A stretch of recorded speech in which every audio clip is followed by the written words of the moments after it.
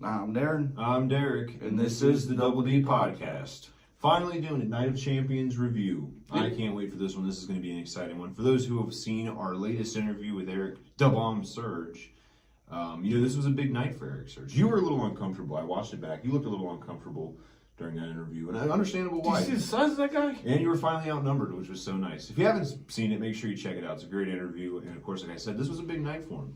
Night of Champions took place a couple weekends ago now. It was a great show.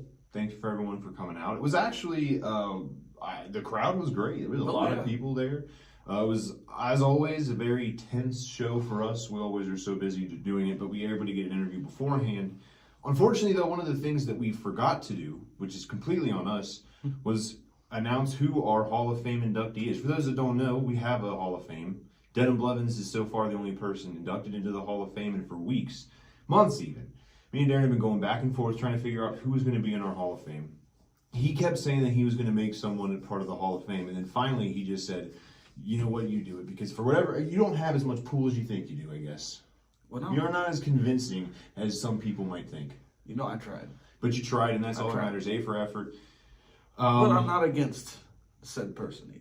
Well, you are, but not in this scenario, I guess. Yes. Right, not in this scenario. So, you should be awesome for him. We want to kick this off because this was completely our fault. We meant to tell this person, but because we were so busy, we did get sidetracked. We don't want to forget it. We're already 4 months away. We were supposed to do this in December, or at least in January or February.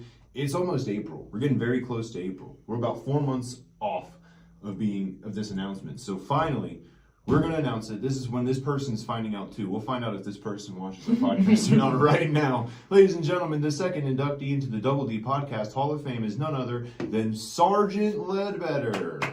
That trophy will be yours when we see you next. And the next show. So now we have two Hall of Fame members, being Denham Blevins and Sergeant Ledbetter. Two people who you have spoken about recently, not necessarily enjoying. I'm okay with them being in the Hall of Fame. How does that make... Okay, you're okay with this. I don't understand how you're okay with it, but it's fine. I'm just okay with it. Yeah. You know this is what the people want. In all honesty, though, just in all seriousness, Sergeant Ledbetter has been on our show multiple times. Yes. He has helped us a lot through some stuff with music and even our podcast. He's given us some, some clues and hints about what we should do in the podcast as far as making it better for you guys. So if you guys enjoy the podcast, it's thanks to Sergeant Ledbetter. So it's very much a deserved award for him. And hopefully we'll hear from him and we can get his reaction to his Hall of Fame induction. Hopefully he's happy about it. I don't know. We'll see. We'll find out. We're going to find out. We'll find out. He doesn't know. We'll find out. We bought the trophy already, so he's in whether he likes it or not, I guess. But no, if he's not a fan of it, we'll destroy the trophy. And I'll just scribble out the name. That's still a cool looking trophy. Hey, this trophy, I was going to say, we paid for this.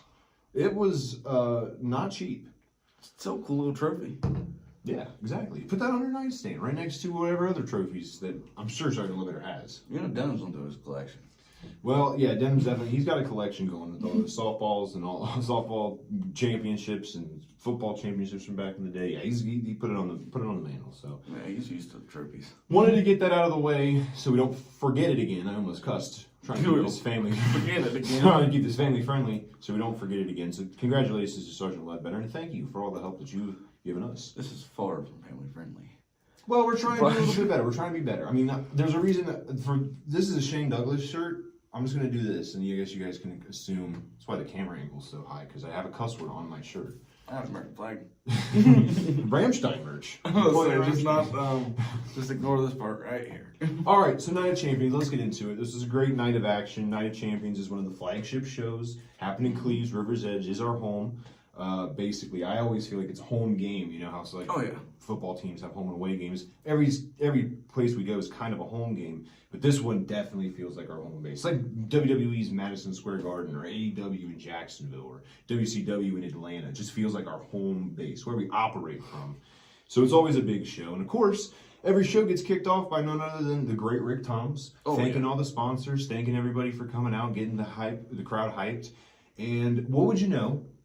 The least likable, I think probably the least liked person in all of Battle on the Border right now is Amos interrupting Rick Toms. Now, of course, he was super happy to see Amos. The rest of us really were not happy to see him. I gotta put some input on that.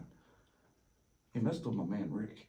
He did mess with him. I like Rick. And you do like Rick, so that was a little bit of a tear for you. I like Rick. Well, but he had don't mess with Rick. He always has good things to say. He had a statement to make. Basically, what he just came out and he was just making fun of the fans, making fun of everybody. But then he also had some housekeeping, internal housekeeping to do because of a certain masked individual that he was upset with who did not get a certain job done from the last show. And I guess he felt a little upset about that, or it was at some point. He basically was just doing what Kickdoor Promotions did with Jade and Jet, which is, eventually at some point when you reach a pinnacle, you have to get rid of the dead weight. You're only as, strong as your weakest link.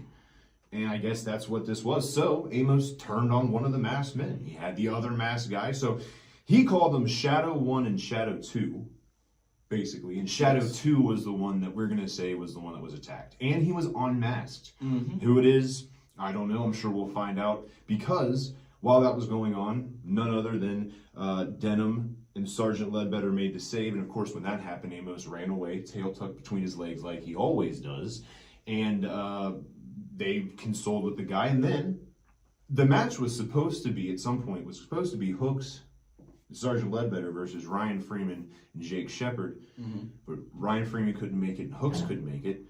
So they said, you know what? Denim and Ledbetter said, you know what? How about me and you versus one of the masked guys and Jake Shepard. Now, Amos and Jake Shepard have a history. Oh, yeah. They do not like each other.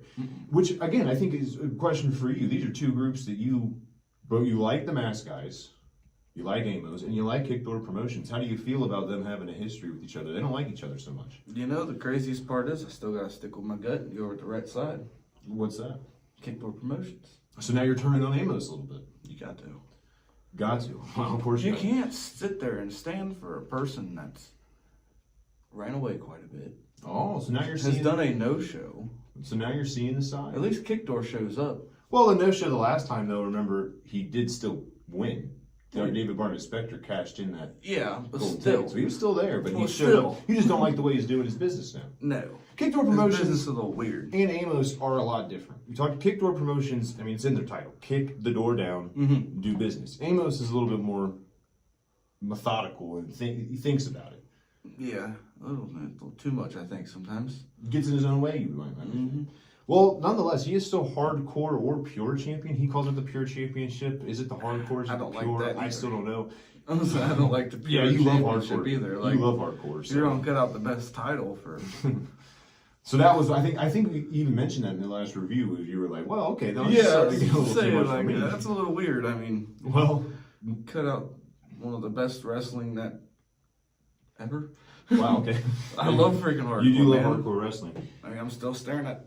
So, despite the fact that Jake Shepard and Amos do not like each other, Amos basically said, you know what? If I'm not involved in the match, if I get one of my masked guys to do it, then we'll accept this match on your behalf. Basically, it was a challenge take, on part of Sergeant Ledbetter and Denim. So that was the match. Yeah. Shadow 1 is what we're going to call the masked guy for now on. And Jake Shepard taking on Sergeant Ledbetter and Denim. Now, this was a thrown together match for us. We expected to see Hooks and Sergeant Ledbetter, a former tag team, face off against Ryan Freeman and Jake Shepard. So this is very confusing. of a variation for us. We weren't, and then all the fans were, of course, in for it. I always like seeing Denim and Ledbetter work together. They're slowly starting to kind of become one of the top tag teams in BOTB. Is that crazy to say? I mean, they've tagged together quite a bit. I think in times... I don't think we can go that far. Hold on now, listen to me. I don't think we can go that far. Hear me out. In times that they've teamed together, whether it be like 3v3 or even 4v4 at one point, I think it was. Remember when Amos was on Sergeant Ledbetter and Denim's team? We saw, they win when they're together. They don't lose a lot. They haven't always won, but I think their record has to be pretty close to undefeated, if not undefeated, when they're together. So I'm just saying, throwing it out there. It's undefeated. Maybe they're becoming one of the top teams together. Denim doesn't wrestle all the time, but when he does, he gets the job done. He took Shadow 1 and lifted him up over his head, back body dropped him. Denim's got some skill in the ring. Shadow 1 isn't very big. But it's still a person, though. Denim's an everyday wrestler, and he threw. And I don't know who Shadow 1 is. I don't either. His stature is not very big. But big doesn't necessarily mean everything. You know that. Well, you don't know that. or you like big men? Pause. You like small men. Wait a minute. I didn't say that now. What I'm saying is, either way, point is this was a great match. Back and forth, a lot of action going on. But there was some family friendly. There was definitely some tension on one side of the ring. That's the thing too. Sergeant Ledbetter and Denham have had their problems in the past. Oh yeah. Sergeant Ledbetter has seen the light. He's becoming a better person, despite what you think. Mm-hmm. But they're working together, and the other team's not working together very well. What are we in preschool? In fact, no, but it matters in tag team wrestling, especially in a match like this. Teamwork. I'm sorry, I'm a freaking cartoon channel at this point. Well, okay. At one point, Jake Shepard, he abandoned the team. Russell and Jake Shepard abandoned the team. Amos and the mask guy also got the heck out of there, and the win by count out was Ledbetter and Denham. They did get the victory over this. I wouldn't even really, this was a win for them, but I feel like if you were to ask Ledbetter or Denham, I think they would say that was kind of it was a win, but not a moral win for them because it was a count-out victory. But they did get him to tuck tail and leave, and that's including Jake Shepard. How do you feel about that? I mean, kick door promotions, we just said, kicking the door down, doing business, and Jake Shepard abandons his team of Amos and Shadow 1. How do you feel about that? We still got him in kick door. I don't think he would do that to kick door promotions. Did you just say we got him in They still got him in He kick thinks door. he's a member of Kick Door. No, I'm just the #1 fan. You are a fangirl of Kick Door promotions. I got their sticker on my car. You do. But no, I would really hope that he wouldn't do that to Russell. I think listen. But if he does, you know how Russell acts. Yeah. Hey, listen, I wasn't really necessarily suggesting that. I was just saying the fact that Jake Shepard leaving his team, even though it wasn't like Kick Door Promotions, he still left his team member out there to hang. That wasn't his fight. That is fair also. He got thrown into a fight. That wasn't his fight. That is fair also, because... Would you fight a fight that wasn't your fight? No, that's a good point. That's a fair point. I'm just making an argument. I mean, yeah, that's true. There's not an emotional connection. No, you get thrown in a ring. But he doesn't like Denham. He doesn't like Ledbetter. I mean, right now, Kick Door Promotions and Sergeant Ledbetter are going at it pretty hardcore, and that wasn't even enough of a motivator for Jake Shepard to stay in there. But you're right. And also, you got to remember, later on in the night was a Golden Ticket Battle Royal. Maybe Jake wanted to preserve some of the momentum he had, and he's like, you know what, I'm not going to waste any more energy. You got to preserve my energy for this. Yeah. That's just a fair point. That is a fair point. But Denham and Ledbetter did get the victory, so congratulations to them. Hey, our 2 Hall of Famers got a victory. You know what? You guys are free to use for your tag team name, if you're thinking about a tag team name. If this is going to be like a long-term thing, like I'm pitching for you guys.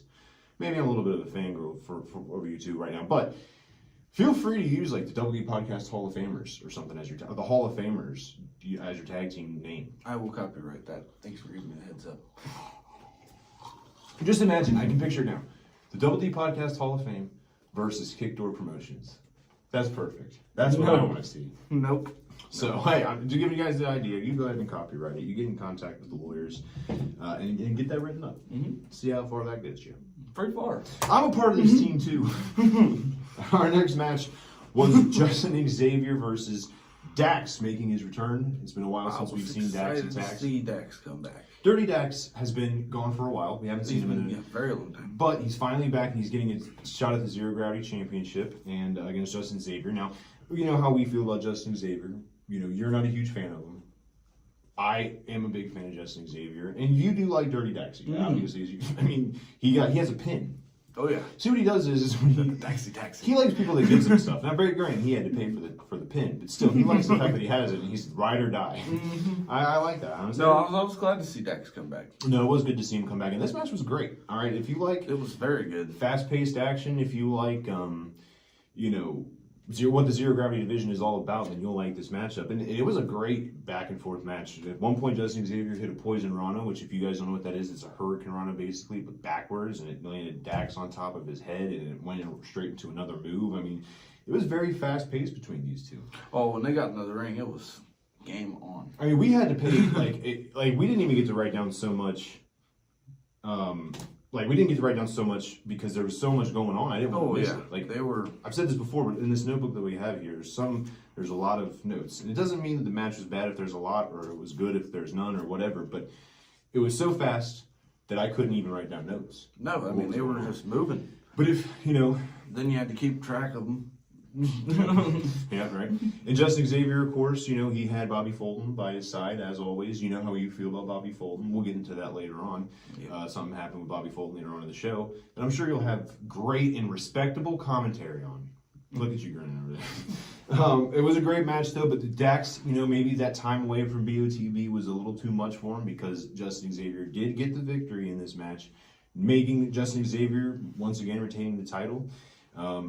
Dirty Dax, he said in his promo video, he didn't know what a Justin Xavier was. You remember that? Mm-hmm. I think he found out what a Justin Xavier is. Champion, a winner. How do you feel about that? For now.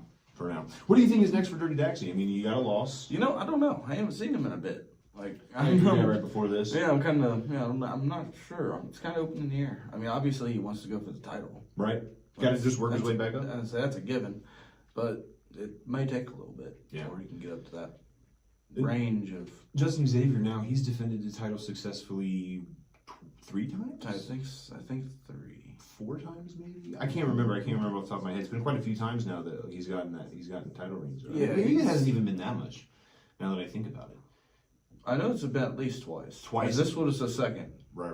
Yeah, it's been at least twice that I can think of. I apologize for not knowing off the top of my head, but it's been quite a few times now. But it's another impressive victory over Dirty Daxie. Listen, we haven't seen him in a while, but he is somebody he's a formidable competitor. He can win a title any night. Wrestled just like he was there the whole time. And at one point, he was in line for a shot at the hardcore title. Yeah. Hooks was holding at that time. So, I mean, it's not just that one, and it could be any. And I don't think, I'm looking back because I have a list of who was in the Golden Ticket Battle Royal, and he was not in the Golden Ticket Battle Royal, that being Dax. So, that would have been huge for him. But, I mean, I don't know what's next for him. I mean, I think, obviously, like you said, he has titles on the mind, but when he has been here, he's kind of been on a little bit of a losing streak. I think since we've seen Dax, I think he's won one match in the past year that I can think of off the top of my head. He's been involved in a lot. He was involved in a really good 4 or 5 way zero gravity title back when Jade Jet held it in Memorial last year. Mm-hmm. That was one of my favorite matches in BOTB history that I've seen. So I have a lot of hopes for Dax, but we'll see. Yeah, so jury's out. And for Justin Xavier, still an impressive champion. He's definitely top in the zero gravity division. Of course, he's champion, so of course he is. But I mean, I don't know who can stop him. I really don't. I mean, it's going to take. I don't want to say luck, but it's going to take someone really special to take Justin Xavier out as champion. I do think so. Do you have any predictions? Anybody you think? I think Dax eventually is going to take that over. Oh, really? All right. See, Dax, there you go. You got yourself a fan. Same guy who aligns himself with Amos a couple weeks ago and the Kickdoor Promotions and other people who do bad things. I don't know what that means for you, Dax, if you watch, but bad things.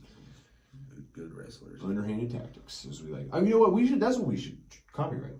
Underhanded tactics. We use it every single review. Well, you use it so much. It's the truth. I'm just saying the truth. I can't say cheating anymore. Carson Drake. It ain't cheating. And you are telling me it's not cheating, even though it doesn't matter. It doesn't matter.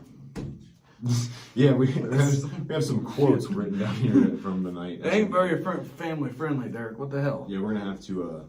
That's some bullshit. Yeah, there we go. All right, next up is a match that we had our eyes on because it means a lot for the women's division in BOTB, and this was just to find out who the #1 contender for the BOTB women's title would be, and that would be a 6-woman match. It was like a scramble, so whoever got a pin first won. It's not like a battle royal or anything, so that means there's a lot of things at play. A lot of things can happen, a lot of moving parts. Someone can get pinned while the rest are outside of the ring. It's crazy, a lot of action. And there's a lot of stuff that was going on in this. So the competitors were Casey Clay, Sebastian LaShawn, Bashley Bones, Storm Garcon, Alexis Littlefoot, and Super Oprah. Those are the 6 women in the match. You're going to know who got my vote. And I want to point, yeah, of course we do. I wonder who it is. Is it possibly Storm Garcon and Casey Clay? Yeah. You just don't care which one? You're just like, just one of them. I was, personally, I really don't know.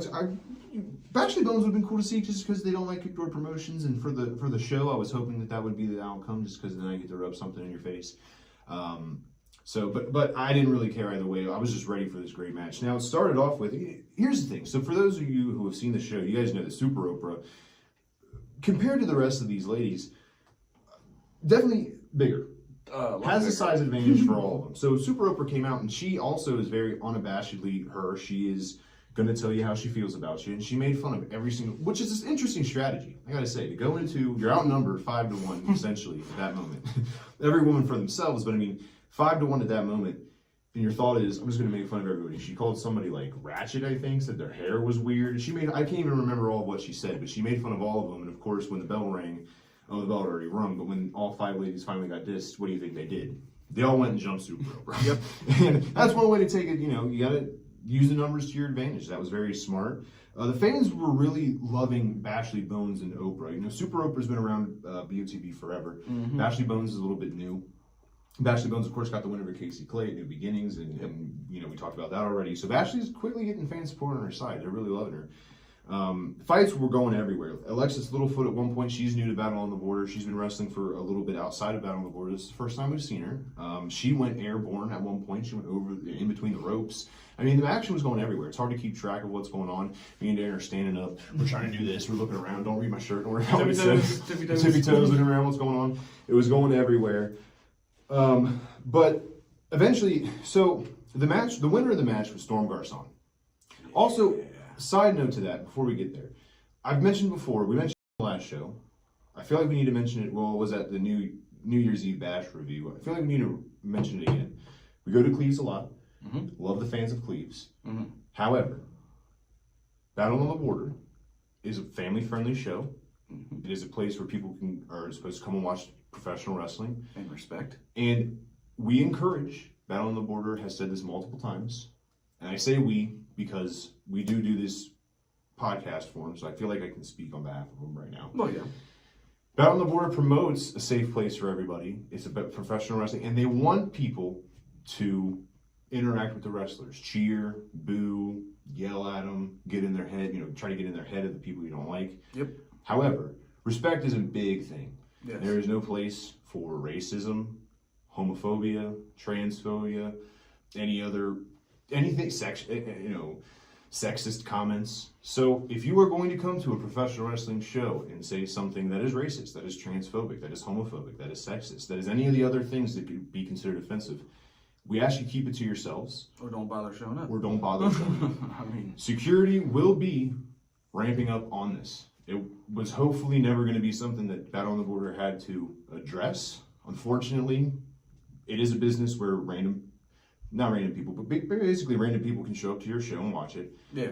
I would hope that people who are Battle on the Border fans would have more sense in this. True Battle on the Border fans would have more sense than to come to a show and say something disrespectful to any of the competitors in any way. We want you to boo, right? Battle on the Border wants you to boo. Express your feelings. Express how you feel. But be respectful. Yes. How would you feel if someone came to your job and was being super disrespectful to you? Not just saying like you suck at your job. If you think someone sucks in the ring, you can say that. You suck. Yeah. So-and-so. That's fine. But coming to your show or coming to your job and personally attacking you wouldn't feel very good about it now, would you? It's just not a place. None of these wrestlers deserve that either. Absolutely not. Storm Garcon, though, I talked negatively about her because of her underhanded tactics and who she associates herself with. Is a phenomenal person. As a person, phenomenal person. 100%. Not a single reason that you, like I said, if you have comments that you think, just keep them to yourselves. Or don't bother showing up like you said. Yep. With that out of the way, Kickdoor Promotions wins. Yeah. Wanted to get out of the way, but Kickdoor Promotions wins. You were very excited about this. How did you feel? I mean, especially considering there was 2 Kickdoor Promotion ladies here. But there was also...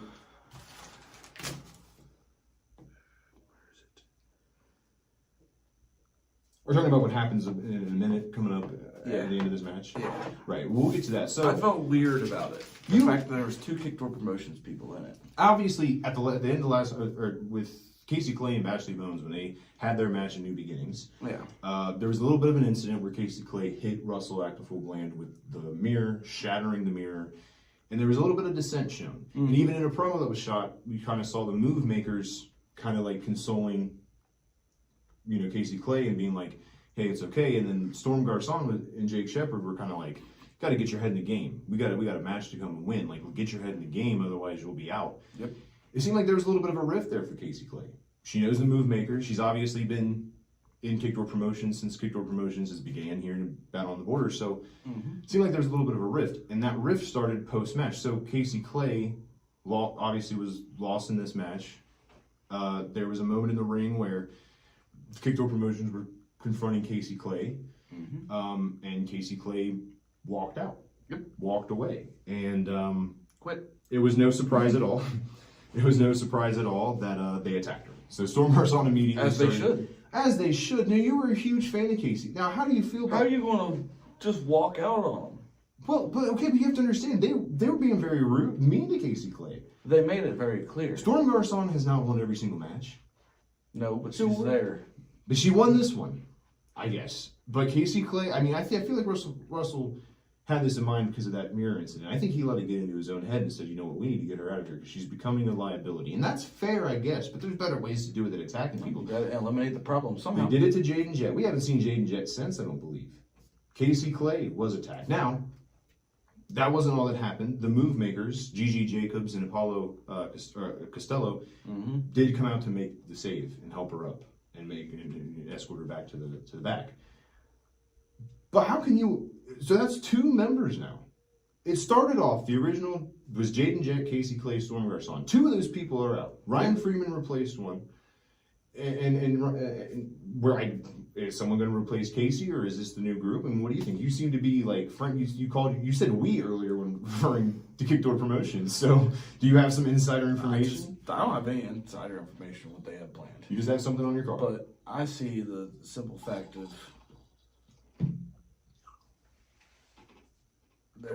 what was the reason to keep her if you got Storm? Wow. Especially when she's going to be talking to a whole nother team. That's a little. You just don't think her is effed up, you per se. Nice. I like it. Family friendly. That's I like that. I feel bad for Casey Clay. Listen, Casey Clay, when she came on the podcast, she laid into me pretty hard. Called me a hater. Blamed me for her loss at New Beginnings. Blamed haters like. I think she should have blamed herself. And now I feel bad for her. I really do. And it's crazy how it's switched like this. I mean, if you would have asked me a month ago if I felt bad for Casey Clay ever, I probably would have said maybe not. Probably not. It's because of the group she was in. But now she finally decides to go her own way, and she gets attacked for it. Yeah. I don't know what the future holds for any of these ladies in this matchup, but I do think that, especially for Casey Clay, I'm very interested to see what the future is and how she approaches it. I mean, I don't think she was hurt as bad as Jaden Jett was. If you remember, Jaden Jett had Jake Shepard land on him a couple times from a splash from the top rope. So he did that. Yeah. And they were setting Casey Clay up for that, I feel like, and they were able to, move makers were able to... that could have killed her. Yeah, they could have. Well, and it's also worth mentioning that Super Oprah also was in on the attack of Casey Clay here. So, I mean, because Casey Clay has made some enemies for herself. Oh, yeah. Casey Clay has made some enemies for herself. I actually want to clarify that. I apologize for reading my notes here. Oprah was the one that attacked, not Kickdoor Promotions. She just walked out of Kickdoor Promotions. She just didn't shake. Just said, get out of here. They left, and Super Oprah was the one that attacked. So I will take that back. Super Oprah did not attack, Super Oprah did attack. Storm Garcon did not. I do take that back, but still, point stands is they didn't help her. They saw Super Oprah doing what they didn't help her. Move makers did, and that right there is basically an attack in itself. So I do take back what I said. I apologize. Reread my notes. Went over it again. Still, point stands. What that means. Huh? I wonder if that means they wooed over Super Oprah. Well, no, Casey Clay has made enemies in this, and it's going to be hard for her to find people. You know, Sebastian LaShawn and Storm do not like each other. They don't really see eye to eye. Nope. Ashley Bones and Casey Clay don't see eye to eye. Alexis Littlefoot's new, but I don't. She seems like she is not here to make friends necessarily. Oh yeah. And Super Oprah doesn't like Casey Clay, obviously, and we know the history between Casey Clay and Super Oprah, so it's not a huge surprise that Super Oprah was the one that attacked Casey Clay. I don't think they wooed her over. I just think that it was an opportune time. Casey Clay's going to have some making up to do. She's going to have some apologizing to do to some people if she wants any friends, or maybe she doesn't want friends. You know, friends are overrated sometimes. Maybe she's going her own route. I think maybe I should go. I mean, sorry. I am one of the D's on this podcast. Thank you very much. I didn't say that out loud. I've just been told. I've been told multiple times that I should look for a different podcast. If they could come here and sit in this seat and do what I do, they're more than welcome to try.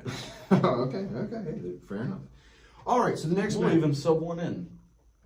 Who's that? I don't know. I guess we could start with the one that commented on the Facebook post. Oh, King Bomani? Yeah, let's have him sub on in. I'll do a podcast with King Bomani any day of the week. He'd be sitting like this.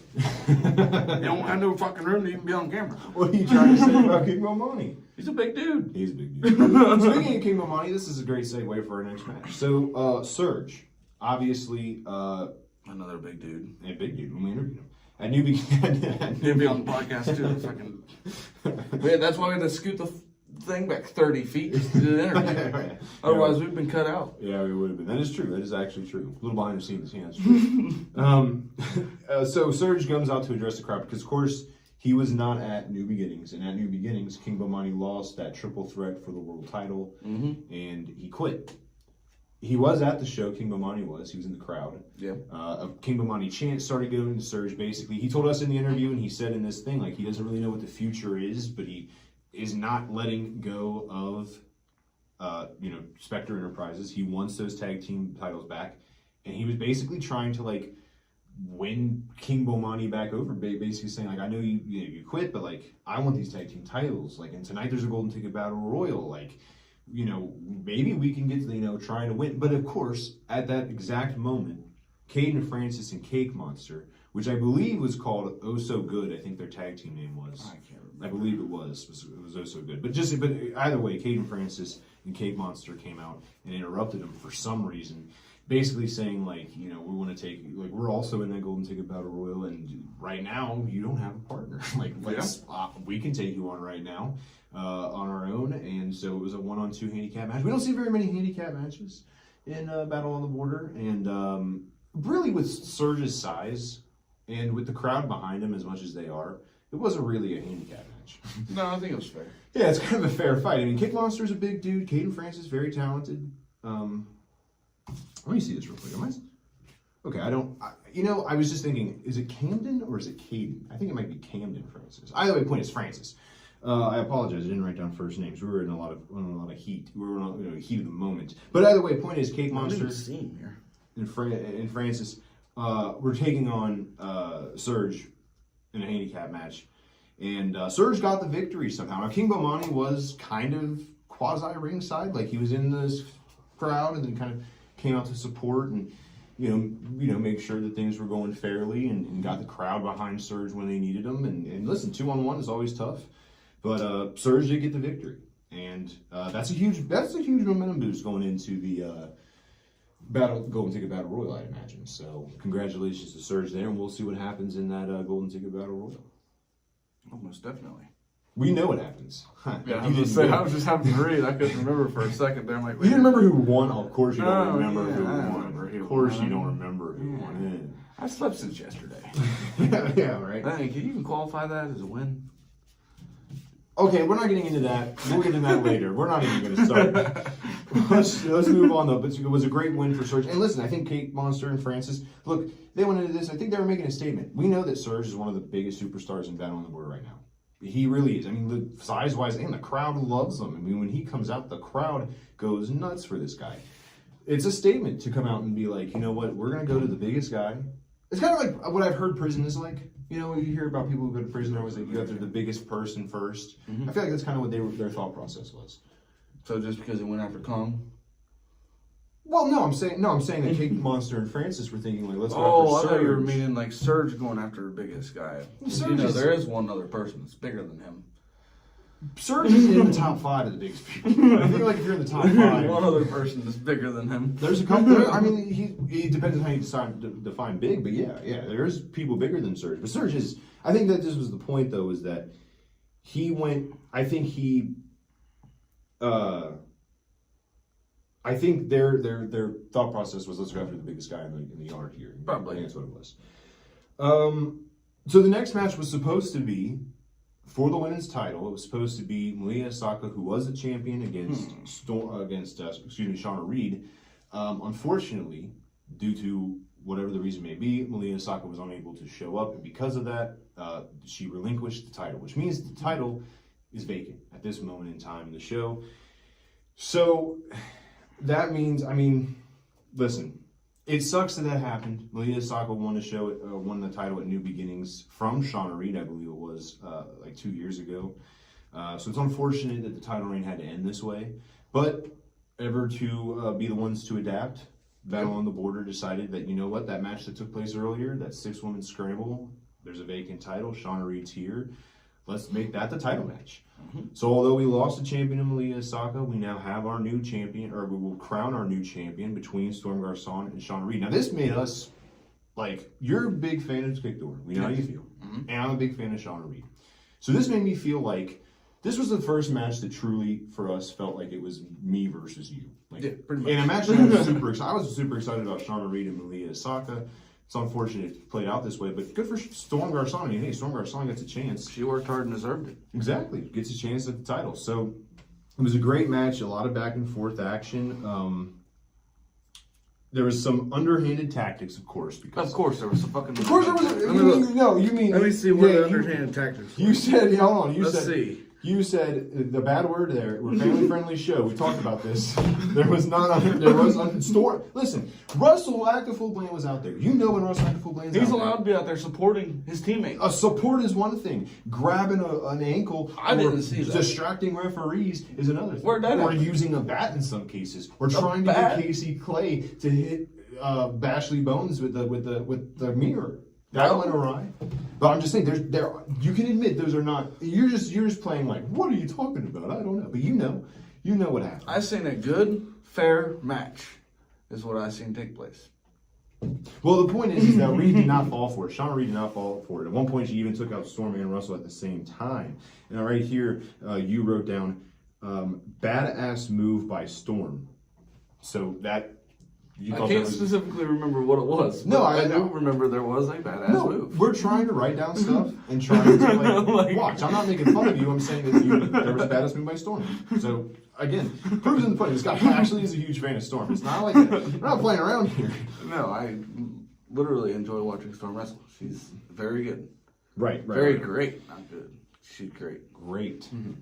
Point of the matter is, though, this was a great match, back and forth action, a lot of great stuff going on in this match. But our new women's champion is Shauna Reed. Ha ha!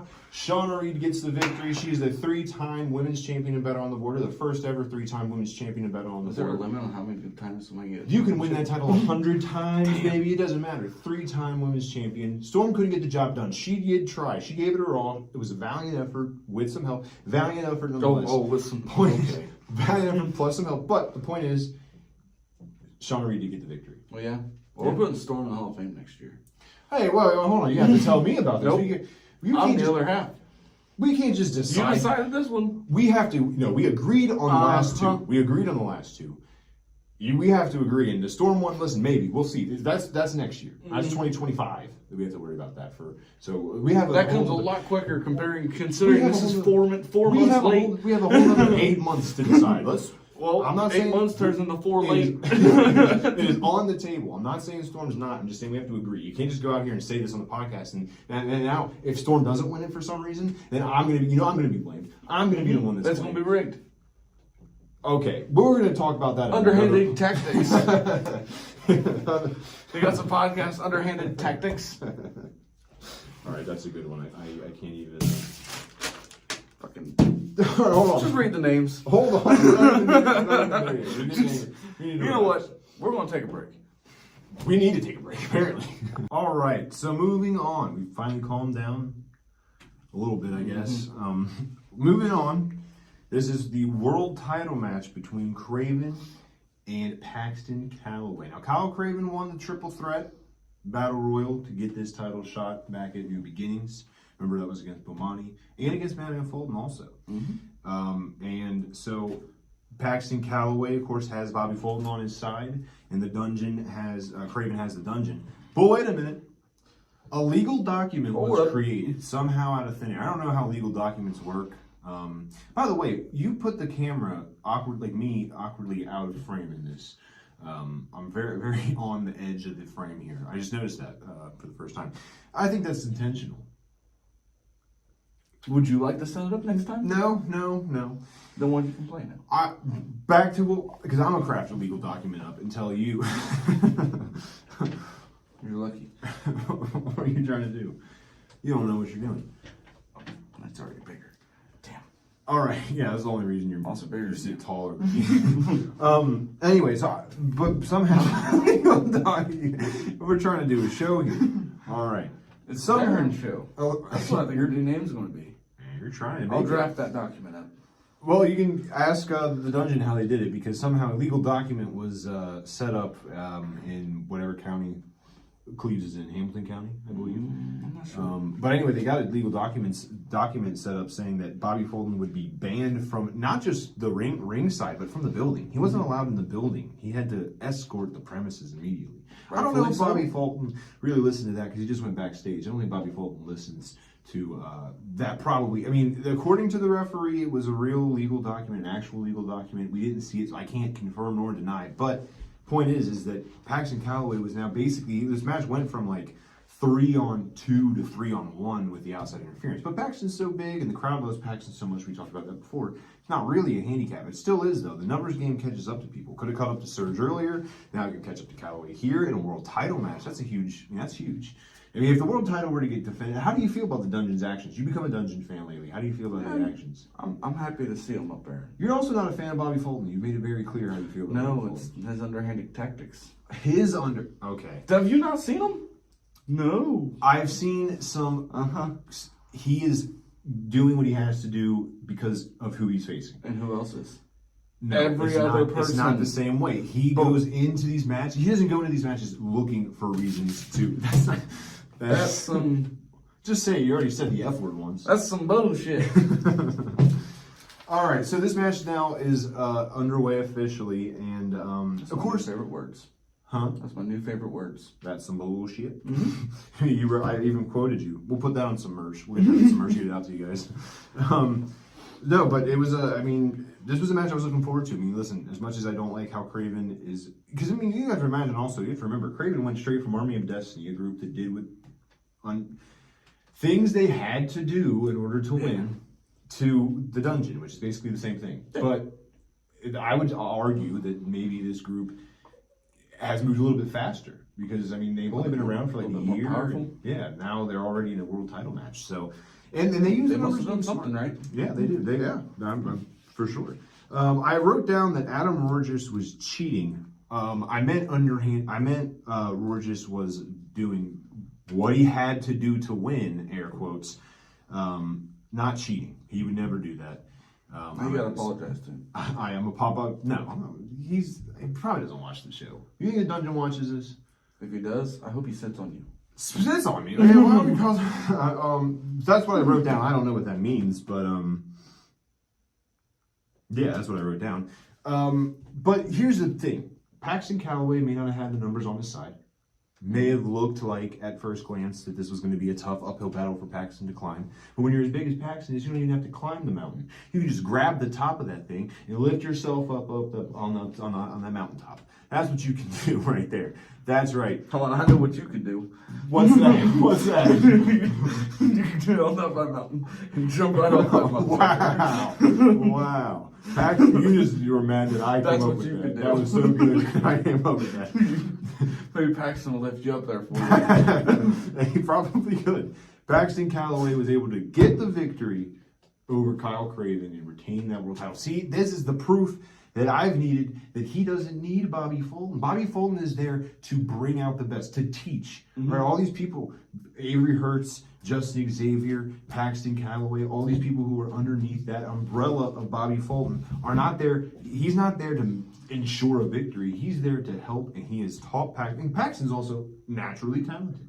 Not taking anything away from that also. But with the guidance of Bobby Fulton, he probably told him, like, I might not be there. And I need to know that you'll win. And again, 2 champions. Zero Gravity, world champion. You think Kickdoor is great. You think Amos is great. You think Spectre is great. Well, you're not even putting any respect on Bobby Fulton's name. He has 2 champions in his... I mean, and technically Spectre does too with the tag titles. I get that. But these are 2 singles competitors he's taken to the top. So, I'm just saying. You want me to give him a pat on the back? I'm just saying you got to put some respect on his name. You keep disrespecting Bobby Fulton. Wow. Russell, did you hear that? He's just a manager. He's just the manager. Russell is the manager. You got to think. Russell's like also the Ohio State. good at giving advice. He's not just there to I'm not saying he's not good to give advice. I'm just saying that there's also some extracurriculars. Yeah, and extracurriculars come on that end too. You're talking about the time that Bobby Fulton hit Russell. Hit Russell nice. That was uncalled for. That was on outside of the ring. That was on the outside of the ring. That was so uncalled for. After, by the way, Russell threw that bat into that cage. Where? And that's why Bobby Fulton laid. Do you have a picture? Now, there could be an argument to be made that at New Year's Eve bash, there was an errant chair shot that may have. Listen, and that is a fair argument, but it's nice for us to get a little whatever you guys sometimes. You know, like you always are doing underhanded tactics, and now you have this one moment where you can say underhanded tactics or whatever. But this was just us showing you how it feels. Doesn't feel good, does it? And now Paxton Calloway gets a victory without needing underhanded tactics. Underhanded tactics. He doesn't need underhanded tactics. He doesn't need it. Doesn't need Bobby Fulton. Bobby Fulton being there's great. Also, he doesn't need Bobby Fulton. He can just won't sell ball on his own. That supportive person that you were talking so highly of. But he wants Bobby Fulton there because he is a help. He is someone to give guidance. Bobby Fulton's been in the wrestling industry for 40 years, 50. I don't know how long he's been in the wrestling industry. Oh, a long Double time. the amount of time I've been alive, probably. He is a legend in the business. And to have that on your side is huge. And Russell's a great manager. Not taking him Russell's a away from fantastic manager. I just don't like the way he's he the does best business. He's the best manager at Battle on the Border. I don't like the to way. date. Wow. I mean, I'm just trying to show you. Bobby Fulton might be. He's given Russell. How many titles does Russell have right now in his group? His group just formed. Give him time. I mean, they had one. How long has Paxton and Bobby been together? A while. Going on what, 3 years now? Been a while. It's been a while. Or 2 years, something like that. 2, I believe 2. Yeah, 3, 2. Point is, it's been a while. He had a lot more time. Just wait That's until fair. Russell's elite crew. I'm not taking Is anything away going from your to, crew. I'm just saying you need to put some. Give him some time to work. You need to put some respect. Maybe you You get a need to Bobby put some Fulton. respect on Kick Door also. I think you should maybe just get a Bobby Fulton sticker on. I your think car. not. I actually need a replacement sticker of Kick Door. I need because a- mine's starting to peel off. I'm gonna get a Bobby Fulton sticker and put it on my truck. That's what I'm gonna do. That's what It I'm gonna might do. get vandalized. Wow. Okay. And I From ain't who? saying I did it. Kinda just did, didn't you? Proves. We'll cross that bridge when we get there. So what? But in all seriousness, I mean, Paxton Calloway has defended the title now successfully a handful of times. Craven gave him a real rough shot. Who do you think is next though for Paxton Calloway? And what also first? Who do you think is next for Paxton Calloway? And also, what's next for the dungeon? I'm not real sure. Paxton, It's so it's like, tough. There's a lot of great competitors out there. I guess I could see Spectre Enterprises trying to go after at some point. Maybe. I don't know. I mean, imagine if Spectre Enterprises, they have the tag team titles right now. Yeah. Imagine if they had the World Heavyweight title to that. You know, Spectre wants it, but he, could have potentially at some point cashed in that golden ticket, but now he gave that to Amos. We still don't really know either, by the way, what the... I don't know what the hell's going on with that. I don't know what's going on with that. I mean, is Spectre, he just was it an opportunity to use it to get one over on Denham and Hooks in the roster? Or is that an official relationship between them? I mean, I don't know. I would say it's just really confusing is what it is. Don't know there. Yeah, so I mean, there's a lot of... It's hard telling. As of right now, possibly. Right, and then the dungeon, what do you think's next for them? I mean, tag gold, maybe? Definitely. Hardcore? Pure? Adam Rogers has done hardcore I wrestling. know, but I could see them going for the tag team first. Rogers and the Beast are a good tag team. Oh, yes. They showed that against Paxton Calloway and Justin Xavier. Very good tag team. And even though, I said it in the last show, Paxton and Justin don't normally tag together. I know they got the win, but Beast and Rogers, they are a good tag team. They work very well together. They know how to, it's just Bobby Fulton helping Justin Xavier and Paxton Calloway in that tag match was, because and this is for real.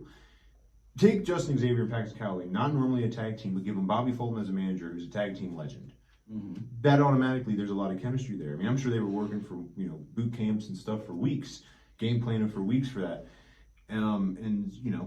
I'm just saying, I'm not taking away from, I'm just saying that's probably what gave them the edge, but they're a very talented team also, the Dungeon is. So it'll be interesting to see what's next. I mean, maybe Craven comes back for the world title. I mean, who knows? I don't think this will be the last time we see these two in the same ring. Because remember when Paxton won the title, I believe Craven was supposed to be in that match. It wasn't in that 4-way for the title. Yeah. So I mean, I could be wrong, but I believe he wasn't there. So some unfinished business still. I really do believe. So there's a lot of good things coming up. A lot of really cool things potentially coming up, anyways. But the coolest thing, and what makes Night of Champions is of course the golden ticket battle. It's my favorite thing that happens Mm-hmm. I And mean, we in talked about it general, it's fun. since we've been in Battle on the Board. There's a lot of former stuff that's happened. The Golden Ticket Battle Royal is a very cool concept. It's kind of like Money in the Bank for those of you who watch WWE. You can cash in the Golden Ticket at any time to win a title. Obviously, our first time seeing it was Sergeant Ledbetter unsuccessfully cashing it in on Hooks. And then this past time, we saw David Barnabas Spector give it to Amos and defeated Hooks for the hardcore / pure championship. So we've seen it in our history, we've seen it 50-50. It works 50%, doesn't 50%. But having that is a huge advantage for Yeah, anyone. because you can go right at the end of a match and use it. Right, you can And call. there you already got your first win. They're on their second. Yep, you can. Yeah, exactly. You can call somebody out, weeks in advance. You can hit somebody right at the end of a match, like you just said. So yeah, it is a huge advantage to have. So this is a huge matchup, and anybody who's in this match is obviously going to win it. Now we're going to run through the people who were in the match. We're not going to go through who was eliminated when. We will say the Because it's hard to keep track. It is hard to keep track. We're not going to say who eliminated who. That is part of it. If you want to see that, if you want to know that, you got to go to the show. We will talk about the final four, the final two, and of course the winner. But we're not going to go through when everybody was eliminated. We will give you their positioning as far as 1 through, I believe it was 15. But we won't go through who was eliminated by who and how long they lasted. Other than a couple examples, which we'll see. Darren's reading over the names because there was a lot of names. There was 13? Or 15, yeah. 3 looks like a 5. I have bad handwriting. There was 15. Usually I believe there's 20. Yeah. 15 was the time this time. Because the competition was so stiff and, we wanted to... It's a lot of people. It's a lot of people. 15 is a lot. I mean, Even 30-second intervals. Still a lot of people. 30-second intervals, too. So the first 2 would come in the ring, and then 30 seconds later would be 3, 30 seconds later 4, 30 seconds later 5. So are you going to read the names off, or do you... I'm going to let you read the names. I just wanted to memorize who's all there. Yeah, I have a bad handwriting also, so you probably wouldn't. I would say I wouldn't be able to read it. So the first one in the match was Ron Mathis, 1/2 of DD Trash. Don't worry, Bruce Gray, even though he's dealing with a shoulder injury, was also there later on. So there's 2 members of DD Trash, upping their percentage chances of winning. And they even had a little bit of a challenge with each other leading up to it. They were calling each other out. Basically, Ron was saying Bruce won't win it. Bruce was saying Ron won't win it. They're even having friendly competition between them. Obviously, they're going to try to look out for each other in the ring. But, little competition between the 2. And then Adam Rorges, who we just talked about, he was number 2. So those are the first 2. Now I'm going to go through the names of all of the people, all the way from 1 to 15. Yeah. And I'll cut in when I want to, as far as like if I have a thought about it, or if you have a thought about it. Bear with us. If you have a thought about it, feel free. Number 3 was CFR. We've seen him in Battle on the Border quite a few times. He was number 3. Number 4 was Cake Monster, who we saw earlier that night. Number 5 was Piper GK Fam. Local favorite. People love Piper GK Fam. And I would love to see Piper GK. We were talking about earlier about the zero gravity. What's next for Justin Xavier, and who could Justin Xavier face in a match? Piper GK Fam would be one that 100%. could definitely be in that zero gravity division. So that's a huge opportunity for him. Bruce Gray, the other member of DD Trash, was at number 6. Number 7 was Apollo Creed. Something funny did happen. So when Apollo Creed came out, Rick Thomas was standing next to the entrance. And when Apollo Creed came out, he was just doing commentary about what was going on in the ring. Like, wow, look at the Apollo Creed basically took the microphone from Rick. Was like, wow, look at them fighting. Isn't that crazy? Oh, well, look at this. There's some great action going on. There's a great crowd tonight talking, basically wasting the time until his tag team partner, who was next, Gigi Jacobs, the Move Makers, a new tag team in Battle on the Border. They've wrestled in other places. First time I believe they're here in Battle on the Border came out. So actually, very smart strategy by Apollo. I almost said Apollo Creed, not Apollo Creed. Apollo Costello Creed? What's his name? Apollo Creed? I've been saying Apollo Creed this whole time. Hold on, I apologize. Creed Costello. Lordy. I apologize. I've been saying Costello Creed this whole time. It's Creed Costello. Point is... You said Apollo Creed multiple times. Apollo Creed. I apologize. Dude, when I see Creed, I think of Apollo Creed. Apologies. Costello Creed. Creed Costello. Gigi Jacobs. They came out together. So the team of the Move Makers came out together. Very smart strategy on these 2. And of course... There's another tag team in the ring at that moment, I believe, was DD Trash. So tag team on tag team action. And remember, earlier in the night, Move Makers maybe trying to recruit Cassie into their group. So got to keep an eye on that. And that Apollo Creed guy. Shut up, dude. He's so non-existent that he's Creed that good. Costello. Man, I apologize so much. When I see Creed, I automatically... We have the guy on the podcast. We've interviewed him. Go check it out. I'm so embarrassed. Yeah, if you type in the wrong name, though, you probably won't find it. Go to our page and just go down to like our third video to the newest. I think that's the one. It just apologies. Then I'm so gonna fire you. I know, right? I can't be on his bad side. I gotta look it up because I apologize. I hate getting people's names wrong, and that's gonna eat me up if I don't remember. It's Creed Costello. It's Creed Costello, and I definitely was saying Costello Creed multiple And times. Apollo Creed. Creed Costello. I apologize. I said amalgamation name is Creed Costello. I was wondering who that Apollo Creed guy was. I'm like, is there a new guy on the border? All right, well, What? Rest in peace, Carl Lewis. I was really confused. Next was Butcher. He had another name with him, but I wrote down Butcher. The Butcher. The Butcher. No, I don't think it's the Butcher. Matthew Taylor came out next. Haven't seen Matthew Taylor in a while. Nice to see him. He's been gone for a minute. Preston from the Oh So Nice tag team was number 11. That's by far the best song. The entrance. Red Soul. Hell no, actually, you know what? I apologize. That's not. Francis was the one that was a part of the Oh So Nice team. Party Preston, I believe, was his name. It's the first time we've seen him in Battle on the Border. I apologize. I got those names mixed up. Preston, yeah, right. Preston was not a part of that team. Preston was the only entrance was in this, and he came out with Red Solo cups and was giving them out to people. Party man for Preston or something like that. Yeah, I remember. I like it. That's right. My apologies. Yeah, Preston. And number 12 was Surge. Now, Surge, we talked to him before the match started. He said that he was looking forward to the Golden Ticket Battle Royal. So he's in the match now. You can tell he was nervous when he said that. Why didn't you say something while we were standing right next to him, huh? Why are you waiting until I didn't now? want to call the big guy out, make him mad. Why? So now you see what it's like when you're outnumbered. It's not fun, is it? Well, now you're going to say as little as possible. Yeah, exactly. Number 13 was Francis, part of the Oh So Nice tag team, finally. Number 14 was Raven. We've seen Raven a couple times. It's the first time he was, I think, in-ring action in Battle on the Border, at least since we've been watching it from my memory. But he was there, number 14. That's a good number, by the way, because, again, there's only 15. Coming in at 14, huge advantage for somebody that is relatively unknown to Battle on the Border fans. Especially right at the end. Right, same with Francis. I mean, that's the last three spots are highly sought after in matches like this. And number 15, unfortunately for us, was Jake Shepard. As soon as I heard Jake Shepard's music, and of course we knew he was coming out way before everyone else did. Jake Shepard, as soon as I heard his music play, I was like, oh my God, he's going to win this. Because 15, I mean, listen, the likelihood goes way up that you win. Way up, because you're the last in. Everyone else has been beating each other up for at least 30 seconds. Oh, yeah. Some longer. That was not. Some of you got minutes. Right, exactly. Some of them have been in there. I mean, Ron Mathis was number 1. He's still in the ring, by the way, when number 15 gets called. So imagine how long he's been in it. I can't do the math, but that's a couple minutes at least. I mean, it's pushing like 10 minutes roughly, ish. I don't know math. Point is, it was a long time.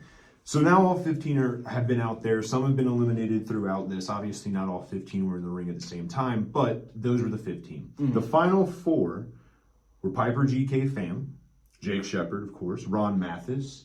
Still in there. He came in at number 1. Still in there. That's quite impressive.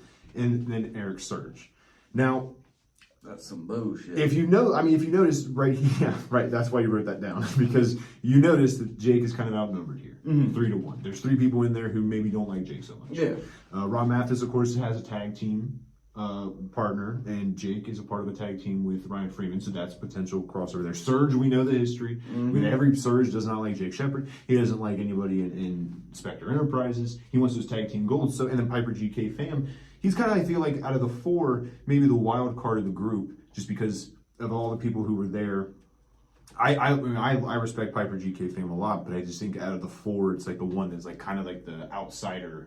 Like, who do you think's going to win? And I was kind of rooting. I'm not going to lie. I was kind of rooting for Piper GK Fam. I'm a big fan. The fans love him. I was kind of rooting for him. I like Surge too. I like Ron. There's one person I didn't want to win. Let's just put it that way. There's one person I did want to win. Right, of course. Yeah, well. So the final 2 were Jake Shepard and Eric Surge. Now, I don't think this could have been written up in any better way. I mean, this was such a great final 2. It, again, was one of the first times of the night where it was truly me versus you. And we stood up. We stood up. I mean, we were already kind of standing because of all the music stuff we have to do, but we were fully stood up at attention watching. We wrote down a lot here. So one of the things that we wrote down here was I wrote down, Russ is a dick. I don't remember why I wrote that down, but I want to make it clear that it was me, and I apologize for the coarse language. Because right after that, you told Bruce Gray to watch his mouth because he said shit. Yeah. He said, oh shit. In front of all the kids. Like you said the F-bomb earlier. The kids no. That was in front of all the kids. What are we talking about? Yelling. Family-friendly show. So loud. So I just wanted to get that clear. We wrote down, Watch his mouth. for whatever reason, I wrote down Russ is a dick. Then you said you wanted to. So Bruce Gray, if you're watching, he wants you to watch your mouth. Yeah. I didn't say it. That'd be appropriate. And then I wrote down also that the fans love Surge because they truly do. When Surge's music hit earlier in the night, the fans go That's crazy. bullshit. When his music hit for the Golden Ticket Battle Royal, the fans went crazy. When it was the final two, when it was him and you heard everyone saying, Surge, we're rooting for Surge. Surge, Surge, Surge, Surge. Nah. It came down to those final two. And like let me tell you something. It is with great pleasure that I get to say this. Golf clap. That Eric Surge won the Golden Ticket Battle Royal, which means he has 1 calendar year to cash in that Golden Ticket for any title he wants. That can be World Heavyweight. Watch out, Paxton. Maybe, potentially. Amos. Hardcore, Pure, whatever it is. Maybe he's coming after you. Tag Team Championships. We talked about it earlier. Coming after me. I was talking about Amos, but he might come after right you. after me. Like, no, I hope so. Maybe I you ain't, know no, what? I ain't no wrestler. I'm off limits. We will allow this. Here's what I will do as part of the one half of the WWE podcast. I will announce if you cash in the Golden Ticket Battle Royal on Darren to become the new host and you defeat him, You can't make counts. that executive It counts. decision. It No. counts. It counts. No. That's what I say. And let me tell you something. I've never went to wrestling school. How does it feel I for can't you? wrestle. No, we're putting you through this table on live. We're doing a live stream of you getting put through this I gotta table. buy another date. No. And you being off. So, but no, in all seriousness though, how does it feel? You've been talking so much shit about Eric and about King Bomani and about how they can never become tag team champions. You were laughing at that little thing that happened where Nick Barney came out from the back and reversed the decision. You've been laughing at Surge for weeks, for months, a year, since he's been here. You have not been a fan of his. You have been anti-Eric Surge, against the people, against myself, my dad, everyone who watches Eric Surge is a fan but you. It must suck to be you right now, doesn't it? Yeah. Because I think that Eric Surge, he's coming after someone that you like. It could be Spectre Enterprises. It could be the hardcore champion Amos. It could be anybody. I don't think the one championship I think is safe. 2 championships I think are safe. The women's and Zero Gravity. I think Eric Surge should go after the women. I don't think Eric Surge right in his place. I don't think Eric Surge meets the weight requirement for Zero Gravity though. I think he does. That is one thing I don't think. The 199 cutoff is a bit steep for him. You But think? all the other I think he should championships, cut it. all the other championships are up for grabs. Carson Drake cut it. But did he? I mean, there's a lot of shady stuff going on there. But let's talk about Eric Surge. Because don't try to distract from the fact that Eric Surge, you're trying your best to get it off of. I hope right now, I don't know how Ryder edits videos, but I hope there's a big picture of Eric Surge back here. Nope. We got Eric Surge appreciation. I want fireworks going off. I want celebration. Congratulations up on the screen. I want Darren's face circled with laughing emojis around it. We're laughing at you. Surge calls you out even afterwards. He said, he told me, and I don't know if you know this, because I don't know, you probably crying in the corner somewhere, talking to Kickdoor Promotions since you said we earlier about them. He told me to rub it in a little bit on you. So I'm rubbing it in. I'm rubbing in that dirt. I hope you know how it feels. How does it feel? The world was against you. So You're lucky this table's safe. in all seriousness though, who do you think is going after? What do you think Eric Surge? I don't know. You have no clue? Nope. No clue? Nope. I have no input on that because I have no clue. I honestly... He could go for anything. He Yeah. could even go for the women's division if he really, really wanted to win it. And he wants to go, whatever he wants to go after, I'll support it. I'm a fan of Surge. I don't know, he'd have to go through Storm if he went to the women's division. That's difficult. Well, Shauna Reed is the champion, so you have to go for Shauna Reed first. But Well, you gotta still get there somehow. with that golden I'm sure ticket, he he does does. it. That golden ticket, Oh, yeah, true. you can cash it Well, in. I mean, once Storm So- wins it, Oh God, here we go. Well, maybe let's get there first before you start bragging about it. Now, let's get that out of the way. I mean, Shauna Reed just won. Don't try to throw dirt on Shauna Reed's name. See, and you're taking away up from Surge. You're already talking about other people other than Surge already. yeah, Let's I keep want it other on people top. other than them to win. I That's don't the know. point. I don't know what he wants. I don't know what he wants to go after. I think Paxton needs to keep eyes on Surge at all times now because Oh, how you gonna deal with that if they go after Hey. Paxton? best man win. Maybe the best man win. Oh, That's how I feel. okay. That's how I feel. I mean, he doesn't have his tag team partner King Bomani. But maybe he can talk Bomani out of retirement. Is that what we would call that? Is he retired? I don't know. He ain't retired. He quit. Or is he going to get a new tag team partner? And if Quitter. Or if so, if that is the case, who's his new tag team partner going to be? Is he going to go after the hardcore / pure? Probably Quincy McGee. Huh? Probably Quincy McGee. Quincy McGee. Is that what you're calling King Bomani? Yep. That is so rude. Especially after that rude comment he made on that post. Oh, so for those that don't know, on Facebook I posted something making a joke about Skyline replacing Mountain Dew. And I said you can't split up an iconic duo like me and Darren, although maybe that's in the cards. And King Bomani said, yeah, get rid of that guy, he sucks. Uh-huh. I mean, he's made it clear, him and Surge have made it clear, you talk a lot of shit about him. I'm still here, ain't I? For now, like I said, Surge, golden ticket, if you cash in on Darren, and I'll let it stand. I'll let it stand. I'm just saying. He can't do that. It's against the rules. It's against it says who? Oh, there's the guy himself. Yeah, I'm looking through, that's Bobby Fulton. Yeah, so Bobby Fulton. Looks like somebody got hold of him. Bobby Fulton's got to, stop it. Bobby Fulton better watch, better tell Paxton, like, hey, that might be a guy we need to look for. All right, big announcement, though. Big announcement. If you're watching this video and you're thinking, man, I can't believe I missed out. First off, shame on you for missing out. Second off, don't worry. You have another opportunity to make up for it and go to the next show. April 27th, Battle on the Border brings a new event to you that is Clarksville Chaos. That is Clarksville, Ohio. It's up towards where Kings Island's at, that area, I believe, right? It's up there. I could be wrong. Look up Clarksville, Ohio in your GPS, and you'll be able to find out where it's at. But it is Clarksville, Ohio. Make that very clear to everybody because there's a little bit of confusion. There's Clarksville, Indiana, and Ohio. It is Ohio, Clarksville, Ohio. And there are two huge announcements that have been signed. The first one is that there's an exciting first time ever match in the women's division, and that will be Casey Clay. It says representing Kickdoor Promotions, but I don't believe that is true. Maybe it's not like official that she's out. Maybe we've been a little too harsh on her judgment. It seems like she's out though. And Sebastian LaShawn will be facing each other. So keep your eye out for that. That's one of the matches announced for Clarksville, Ohio. And then the one that I'm very excited about because I was a fan of TNA wrestling growing up. This will feature an appearance by former TNA star himself, Shark Boy. If you do not know Shark Boy, make sure you look up who Shark Boy was in TNA.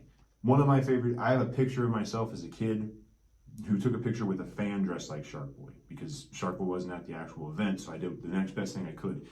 So it's going to be very, very cool to see him in Battle on the Border. Very excited. First off, how do you feel about that match? Casey Clay, Sebastian LaShawn. That should be a pretty decent matchup. And then how do you feel about Shark Boy? I don't know who he is, to be honest with you. That's who he is right there. Give me a shell, yeah. Well, that's kind of cool. Yeah. Basically, he didn't talk for the longest time, and then he went into a coma. And then when he came out of the coma, he talked a lot like Stone Cold Steve Austin and did a lot of Stone Cold Steve Austin-esque like things. So, for example, Stone Cold Steve Austin drinks beer. You know how he does that? He drinks the beer and says, give me a hell yeah. Shark Boy drinks clam juice and says, give me a shell yeah. Shark Boy does this instead of the middle fingers. He does this. It's great. You're going to love it. Hey, clam juice. Clam juice. So yeah, and he was a part of a great match. It was a fish market street fight against Team 3D and TNA. It was him and Curryman versus Bully Ray, Bubba Ray Dudley, and Devon Dudley. So what the hell is TNA doing over there? TNA was doing some wild stuff back in the day. There was some wild stuff. So drink some clam juice. So with them coming, it makes Battle on the Border already as unpredictable as they are, even more unpredictable. So very excited about that. So make sure you get your tickets. Ticket link will be down in the description below. And there's going to be more that is announced for sure. Then we better get a cut of the ticket proceeds. Coming up. Wait a minute. Right in the tickets. Ticket. That's not how this works. We do this because of the Click love impressions, of the game. man. Click impressions. Because of the love of the game. Also, there is a big announcement coming up in the future that I'm very excited about. Can't say much about it, but all I'm saying is that the event after Clarksville, Ohio is very special, near and dear to our hearts. Close. We're not going to talk about it. But just keep that in mind. There is an event afterwards. You don't want to miss Clarksville. Shark Boy is going to be there. There's going to be great action. But there's an event afterwards that we are very excited about, and I cannot wait to announce that. But we won't announce that for another, 2 months. Yeah. So, a month. But wait. Keep that in mind. But if you've enjoyed this video, make sure to like, comment, subscribe. And when you subscribe, hit the notification bell so you get notifications when we upload. If you want to follow us on Instagram, it is the_D_podcast. We have a TikTok. It's the Double D Podcast 1. We don't post much on there, but we're trying to get better with that. You can follow me on Twitter, DJDub00. I mainly only tweet about wrestling on Wednesday nights. It's AEW, so I watch it with my dad, and I tweet live tweet during it. My official profile picture, in case you were wondering, it was for the longest time the WD Podcast logo. It is now a picture of CM Punk at the Brawl Out event. That's funny. That is funny. But it's not family friendly, so we can't say that. So you can follow me on Twitter there, and also. We are official sponsored by W Energy. You can go to wenergy.gg and get something off. You can go to w.gg and get something off. We don't really know because no one's used it. It is the Double D Podcast. That's THEDOUBLEDPODCAST. The Double D Podcast. How the fuck do you expect them to understand the damn thing you it's just said? It's in the description below. If you go to the description, you can. Have you put my stuff in there yet? Your Snapchat is in there. Awesome. Yes. So you can find my Snap down below. All right, thank you guys. Next time we see you, I think we'll have an interview. We have a couple of If you love me, of course. Right, yeah, of course. Don't My forget Snap's that. down below. We have a couple of interviews lined up. I'm not going to give away who it is. I will say one of them is going to be someone who does color commentary for Battle on the Border. So if you know who that is, make a guess. Comment down below. Also, I will announce this. I have personally. Announce what? And I don't know how you're going to feel about this, but this was something that we talked about a couple weeks ago. We tried to do it a couple weeks ago, but it fell through. Quitting? No, we tried to do an interview with somebody a couple weeks ago, but it fell through due to someone here. We're going to try to get Devin Blevins on the podcast. I didn't approve of that. I know, and that's why I did not approve We're of going that. to try to get that in there. We're going to try to get that on there. So that's next. So Since when did I agree with that? Just now. You're agreeing to it now. We'll find out. We'll find out if that. We'll find out if that comes true or not. So stay tuned. We got some great interviews coming up. We'll review Clarksville. We'll be in Clarksville. Make sure you're there. And hopefully, since Shark Boy's there, you know what I'm going to call it? I'm going to call it Sharksville. I'm going to call it Sharksville. We're going to call it Sharksville. You can't rename a place. Well, when Shark Boy's there, it's Sharksville. So, thank you guys for watching. We will see you next time. This has been the WD Podcast video. I didn't have an ending.